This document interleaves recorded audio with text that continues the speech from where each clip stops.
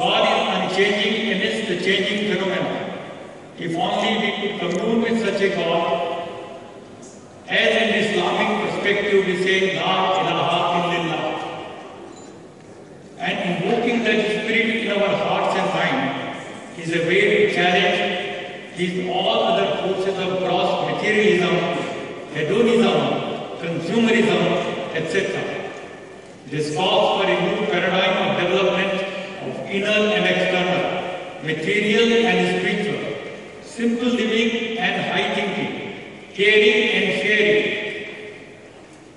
Thus, prayer is nothing but celebrating this self-consistent metaphysical concept and preparing oneself for righteous social conduct and action, which means that the crusade for human rights then becomes an individual's quest for personal spiritual evolution.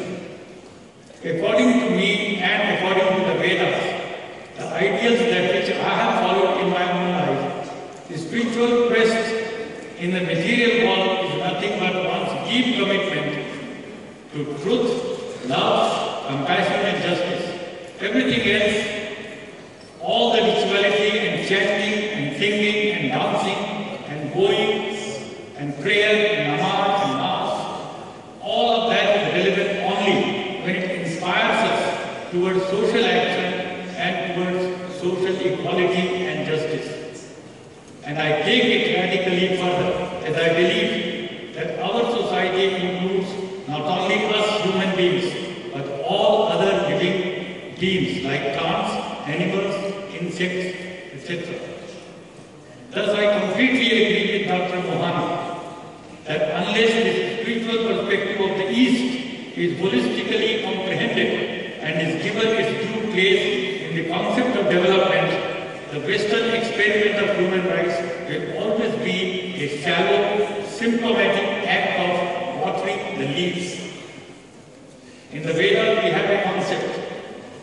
It is Vasudhaiva Kutumbakam, which means the whole world is one single family. The whole universe is one family. It comes from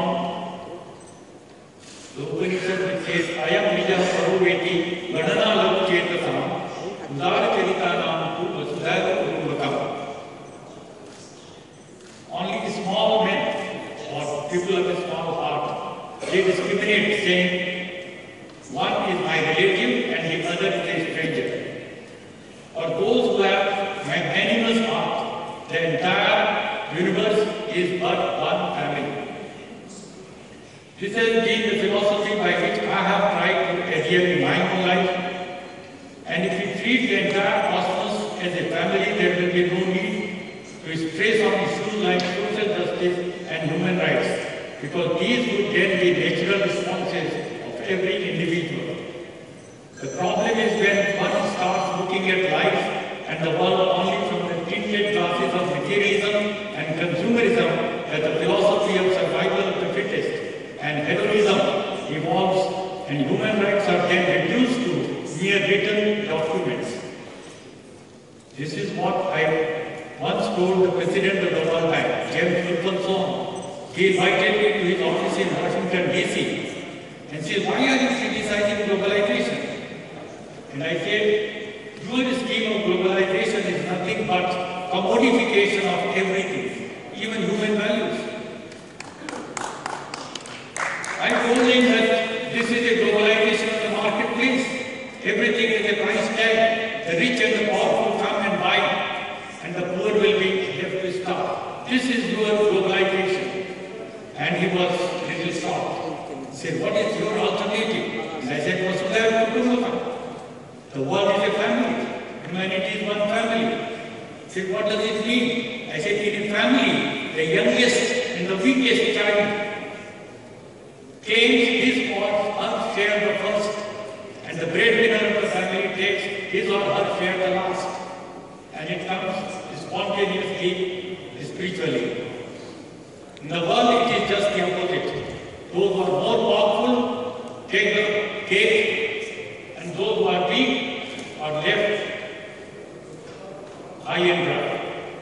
So this is is the difference between their scheme of globalization and our spiritual model of globalization. Now friends, I know my time is limited, but please bear with me because this is very, very important session for dialogue.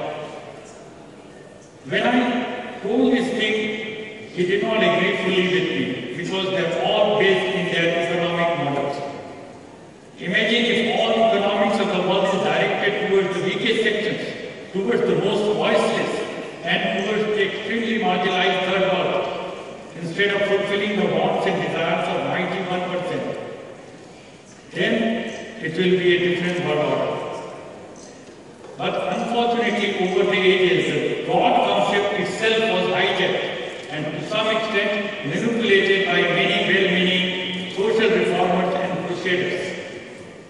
They had to invent or create a God to get the sanctity,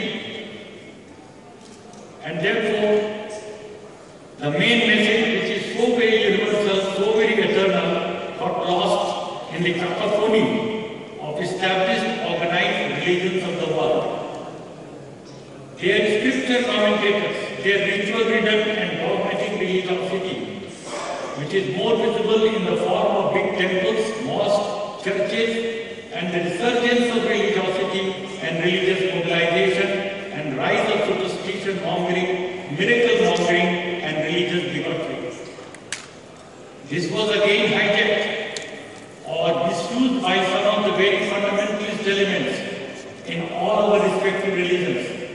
Their ulterior motives, who have taken it to extreme by inciting violence, propagating sectarianism, communalism, religious riots, and terrorism. This has given a bad name to not only religions, but also to the overall spiritual dimension of life. All the organized religions in the world have revolved around their claim over the word of God, as if they themselves have the authority of interpreting the truth. That the God concept, which was universal, was hijacked and true spiritual values were strangulated. Religion thus became an organized institution of centralized power.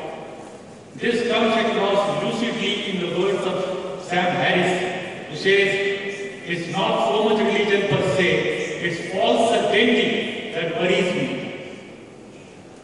Religion just has more than its fair share of false certainty or dogmatism. End of the quote. The West, as my colleague, the eminent author of this afternoon's rightly termed it, responded to the degeneration of religions with the aid of reason, and science and technology came up with an alternative which was essentially materialistic.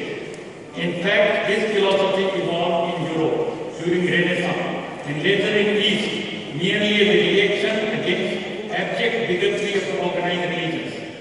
This left religion for most part in the hands of the conservatives, and thus till the present age we are saddled with two heavily armed camps, both of which are highly suspicious of the other. In one camp we have rationals and the liberals who champion individual rights and freedom from tyranny of the power holders, and the scientific intellectuals who care to move ahead of the scriptures, the blind faith mongers, and thus were naturally and deeply suspicious of anything religious, any religious movement of any kind, precisely because the latter was, as these religions were, ready to impose their beliefs on others and tell you what you must do in order to save your souls. They talk about freedom of religion, but very clearly the freedom of religion. Which religion gives you the freedom? A little child is born in your family and you try to immediately baptize and circumcise and give your religion to the little child. The child has no freedom. Freedom is meaningless without it is an informed choice. Informed choice cannot be made at the age of 1 month or 2 months or 5 months. For that you have to at least wait up to the age of 18, 19, 20. Up to that age, we should give only universal spiritual values to the child. And later on, leave the child to choose one of the religions if he or she so wants. Or maybe in their wisdom the children might choose not to have any religion. So freedom of religion in that sense would mean and include freedom from religion also. And why not? So we should have that much of commitment to freedom of religion that if young people, youth, do not want any of your ritualistic, dogmatic religion, they should say, thank you, we don't want it. But we want the spiritual value. So from that point of view only, we can make some progress. Now, I would like to say that rational liberalism historically evolved to crusade against religious tyranny, and it retains a profound distrust amounting at times to hatred of all things religious and unfortunately even spiritual. Now I will cut short many of my things because my time is running out. What I would like to say, the world today is a helpless spectator, and we are all watching this phenomenon playing itself out. The baby being thrown with bathwater. Baby being thrown with bathwater. The lopsided development by science and technology has brought about lopsided concentration of power in the hands of some of the countries who took the lead in science and technology in the Western countries, and this led them into becoming imperialistic further in order to mask their imperialism or neo-colonialism, their corporate loot and plunder, their crony capitalism. They gave it a beautiful term, adjective like human rights, United Nations, IMF, World Bank, WTO. What is this? I don't agree with most of these institutions which have been thrown up after the Second World War, because they lack a spiritual foundation, because they lack real commitment to truth, love, compassion and justice. The neoliberalism, which is now the order of the day, is full of exploitative and divisive laws. Surprisingly, the world of religion is still engrossed in their own ritualistic religiosity. They do not know or recognize the real threats and continue fight among themselves. The real gap, here I am coming to the point. The real gap is not among believers of one faith and another faith, but between spirituality on the one side and materialism on the other side.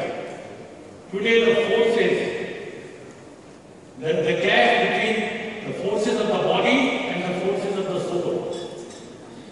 The forces that represent and nurture the nourishment of the body at the expense of the soul are becoming more and more powerful, resulting in materialism, consumerism and hedonism.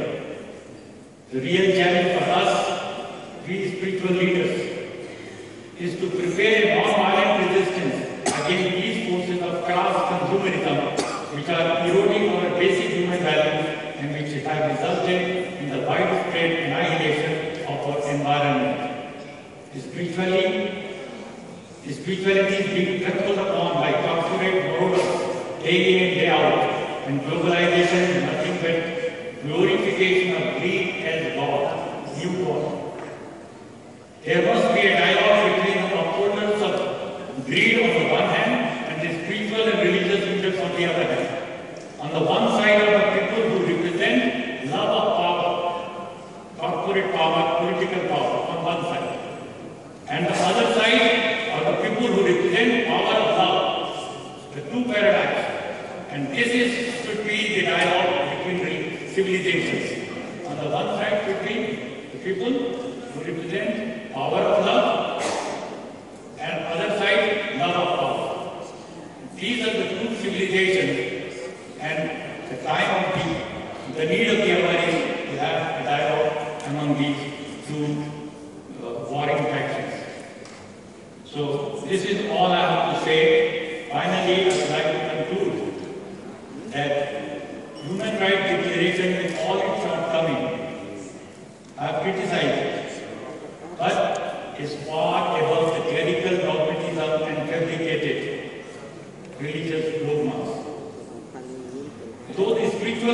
topic is missing in this declaration, it can be added like it is being done by the exponents of transpersonal psychology. The Human Rights Declaration may be a product of Western thinkers, mostly agnostics, but the professional script experts still have to prove that they can produce anything close to it. By close to it, I mean universally acceptable. This is the challenge, and this we should take up our just as a follow-up to this great historic conference here in Berlin. Thank you all very much.